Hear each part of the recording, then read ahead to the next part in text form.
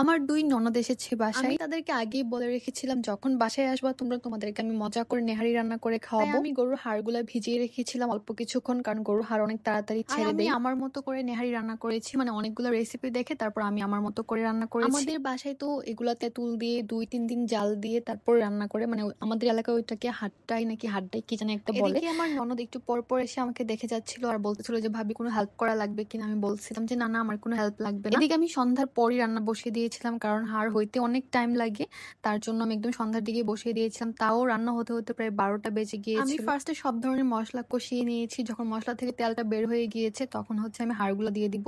আর এখানে আমি অল্প কয়েকটা হাঁড়ি রান্না করেছি, মানে আমরা যতজন ছিলাম দুইটা দুইটা করে যেন খাইতে পারি আর কি, ততটুকু রান্না করেছিলাম। কারণ আমার বাসায় বড় কোনো পাতিল নাই যে আমি রান্না করব, তার জন্য এই পাতিলে যতটুকু জায়গা ধরছে ততটুকুই আমি রান্না করেছি। আর আমার ননদেরা হচ্ছে আমার সমবয়সী, যার জন্য দেখা যায় আমার কাছে খুব ইজি লাগে, মানে এত ভয় লাগে না বা কোনো টেনশনও লাগে না। আমি হাঁড়ির সাথে সবগুলো মশলা একটু মোটামুটি মিক্স করে আমি ঢেকে দিব আর অপেক্ষা করব। আমি ফার্স্টে হচ্ছে পানি ইউজ করিনি, কিছুক্ষণ পরে আমি পানি ইউজ করেছিলাম। আর আমরা তো সবাই জানি যে হাড় হতে অনেক টাইম লাগে, মানে অনেক অনেক টাইম লাগে সিদ্ধ হতে, তার জন্য আমি মিডিয়াম আঁচ দিয়ে রেখেছিলাম। আর এখন হচ্ছে বলক আসছে, তার জন্য চুলাটা আমি আরো কমিয়ে দেবো, মানে একদম মৃদু আঁচ দিয়ে রাখবো যেন এটা আস্তে আস্তে সিদ্ধ হয়। সবাই আমাকে বলেন যে আমি এত খাই তারপরও কেন মোটা হয় না, এত খাওয়া দাওয়া করি তারপরেও কোনো মোটা হয় না। আসলে আমি একদমই মোটা হইতে চাই নাই কখনো, আমি সবসময় চাই যেন আমার ওয়েটটা কম থাকে। অনেকে বলে আমাকে তোমাকে ৫ বছর আগে যেমন দেখছিলাম তুমি এখনো এমন আছো। তাই আমি বলবো আপনারা যারা ওয়েট লস করতে চান তারা সকালে আর রাতে খাওয়ার ৩০ মিনিট আগে এই স্লিমিং টিটা খেতে পারবেন। মানে ১ গ্লাস ফুটন্ত গরম পানিতে আপনারা এই স্লিমিং টিটা মানে চায়ের চামচে ১ চামচ দিবেন, তারপর যখন এটা বলক আসবে নামিয়ে তারপর ছেঁকে নিবেন, মানে ঠান্ডা করে খাবেন আর কি।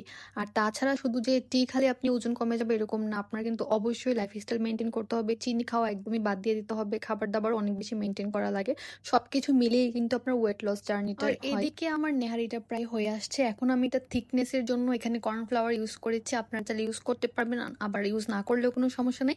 কিন্তু কর্নফ্লাওয়ার ইউজ করলে মানে ঝোলটা একটু গাঢ় হয় আর কি, যেটা আমার কাছে খেতে অনেক ভালো লাগে।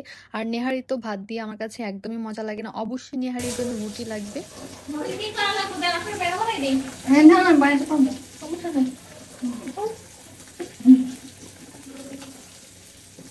এইদিকে আমার ননদ একটু পর পর এসে আমাকে বলে যে ভাবি আপনাকে কি করা লাগবে, কিভাবে হেল্প করতে পারি। আমার রান্নাও প্রায় শেষ, এখন হচ্ছে আমি বাগার দিব, মানে শুধু পেঁয়াজ দিয়ে দিচ্ছি আর কি। পেঁয়াজগুলো তেলে একটু মোটামুটি ভাজি করে তারপর হচ্ছে নেহারির উপরে ঢেলে দিব, এতে আমার কাছে মনে হয় স্বাদটা একটু বাড়ে, খেতে একটু ভালো লাগে। আর আমার রান্না এখন এখন প্রায় শেষ, এখন হচ্ছে আমি একদম অল্প আঁচে দিয়ে আবার ঢেকে দিব। আর এই ফাঁকে হচ্ছে আমি রুটিগুলো বানাবো।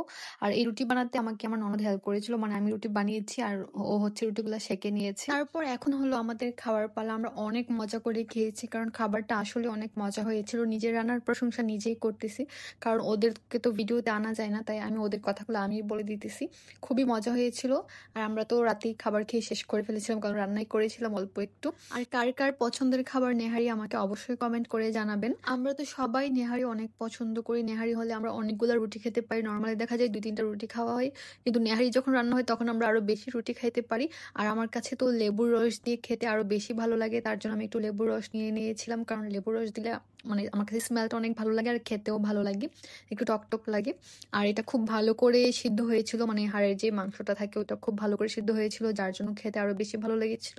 তো আমরা ৩জন মিলে অনেক মজা করে খেলাম। এই যে আমাদের সব রুটি খাওয়া শেষ, পাতিলে কোনো হাড় নেই। আল্লাহ হাফেজ।